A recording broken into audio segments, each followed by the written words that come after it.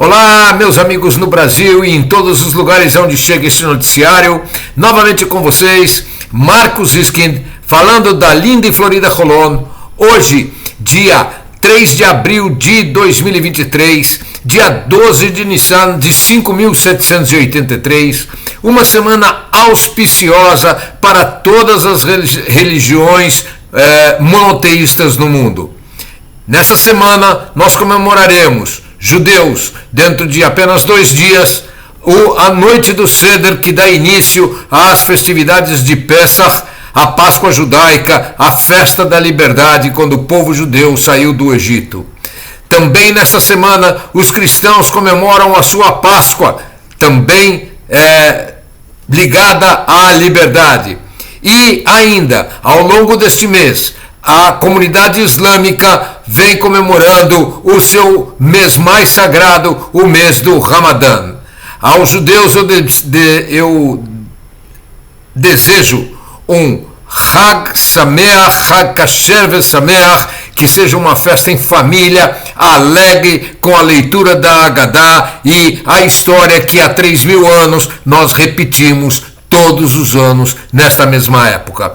Aos meus amigos cristãos, eu desejo uma Páscoa feliz, alegre e introspectiva. E aos meus ouvintes islâmicos, um Ramadan Karim. E vamos às notícias. Antes disso, lembrando que se você ainda não se inscreveu, faça-o agora. Registre-se no canal, acione o sininho para saber sempre que tem um novo noticiário e também compartilhe os nossos vídeos com seus amigos e familiares e deixe o seu like se você gostar do que está ouvindo. E vamos às notícias. Israel está a caminho de Júpiter. A Agência Espacial Europeia ESA lançará no próximo dia 13 de abril uma espaçonave de nome JUICE ao planeta Júpiter. Esta espaçonave leva um oscilador da empresa israelense Akubit. Ela realizará 12 experimentos científicos, incluindo um liderado pelo Instituto Weizmann de Pesquisas aqui de Israel. O lançamento, como disse, está previsto para 13 de abril e a espaçonave iniciará uma viagem de longos 7 anos e meio até atingir o planeta Júpiter. Diversos componentes eletrônicos na espaçonave foram desenvolvidos e fabricados em Israel, algo que nos dá uma grande satisfação. E apesar do início das conversações sobre a reforma judicial, as manifestações de rua seguem bastante fortes. No último fim de semana, apenas na cidade de Tel Aviv, entre 165 e 175 mil pessoas participaram de manifestações. As manifestações ocorreram também em todo o país.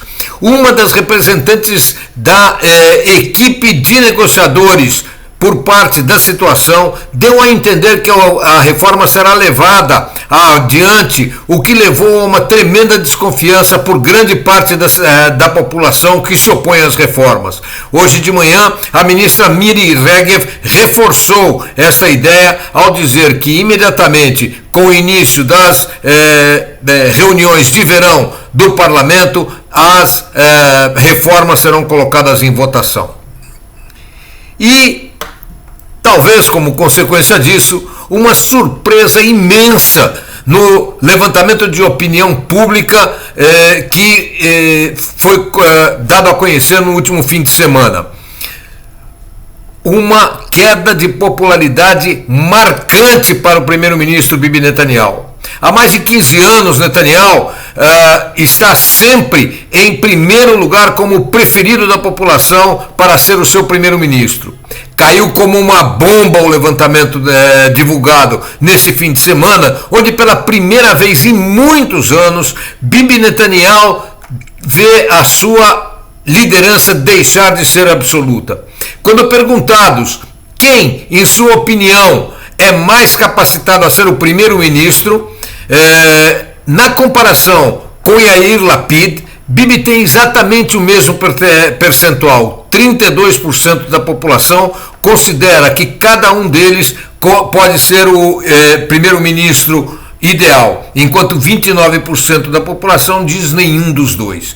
Quando perguntados se acreditam que Bibi realmente quer um diálogo honesto com a oposição, apenas 29% acreditam que sim, enquanto 61% disseram não acreditar que o primeiro-ministro Bibi Netanyahu quer dialogar realmente, honestamente com a oposição. Mas a grande surpresa veio quando a mesma pergunta, quem em sua opinião é mais capacitado a ser o primeiro-ministro, quando comparado entre Bibi Netanyahu e Benny Gantz, Bibi ficou com apenas 31%, enquanto Benny Gantz atingiu esmagadores 38% de preferência da população. Um outro aspecto que preocupa muito a população israelense é a colocação contínua de alguns membros do corpo ministerial de confronto com os Estados Unidos e colocações radicais de alguns membros do corpo ministerial, tanto do partido de Bibi Netanyahu como da sua coligação. Isso talvez explique a queda brutal na popularidade do primeiro-ministro pela primeira vez em mais de 15 anos. E o salário mínimo em Israel acaba de aumentar. O novo salário mínimo é de 5.571 shekalim e 75 centavos, equivalentes hoje a R$ 8.093. O salário médio em Israel, antes do aumento do salário mínimo, era de 11.809 shekalim, equivalentes a R$ 17.153 no Brasil. Israel está sendo acusado de uma série de ataques feitos a depósitos de munição na Síria. Na verdade, a Síria sofreu 3 ataques consecutivos em 4 dias, coisa que não ocorria há muitos anos, e esses ataques foram basicamente desferidos contra centros de armazenamento de munições e também de chips e orientadores tecnológicos para a precisão de foguetes que provavelmente seriam transferidos ao Hezbollah. A Síria, pela primeira vez em muitos anos, lançou uma ameaça contra Israel, dizendo que isso não ficará assim e que haverá retaliação. 10 minutos depois, esse post foi retirado das redes. No entanto, na manhã de ontem, um avião não tripulado, aparentemente vindo da Síria, entrou no espaço aéreo israelense e acabou derrubado. Acredita-se tratar-se de um drone iraniano que tenha sido enviado como retaliação a esses 3 ataques que são atribuídos a Israel, embora Israel não os tenha reconhecido como tal.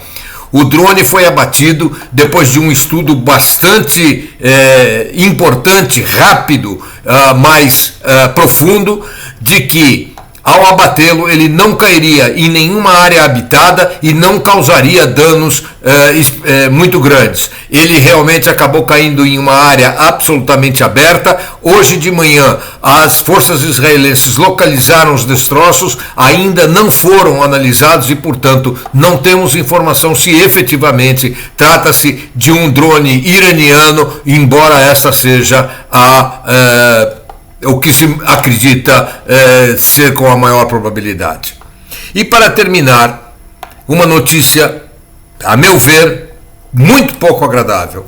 Foi aprovada pela Knesset a criação de uma força nacional sob a batuta do ministro Ben-Gvir, com oposição total da polícia. A polícia israelense se rebela contra essa decisão. Forças políticas israelenses acreditam que isso possa se transformar numa milícia de extrema direita, e há realmente grandes discussões no país sobre a conveniência desta aprovação. É de se lembrar que a negociação entre o primeiro-ministro Bibi Netanyahu e o ministro Ben-Gvir que deu a ele o direito da criação dessa Força Nacional sob sua batuta, ocorreu como consequência da negativa de Ben-Gvir a manter Gallant como ministro da Defesa de Israel. Ele acabou aceitando limitar as suas críticas em troca da criação desta Força Nacional, que, como eu disse, muitos em Israel consideram que poderá se transformar numa milícia de extrema-direita. Veremos o que acontece com isso. Amigos, o noticiário de hoje chega ao seu fim. Aqui eu quero deixar novamente a cada um de vocês uma total e completa mensagem de felicidade e alegria nas festas religiosas deste mês. Convido vocês a assistirem na próxima segunda-feira uma nova edição do Notícias de Israel por Marcos L. Ziskin, e informo que na quinta-feira, em função do feriado religioso, não haverá o costumeiro radar do mundo judaico. Um abraço a vocês, bom Pesach, boa Páscoa, Ramadan Karim, e até a próxima segunda-feira, se Deus quiser.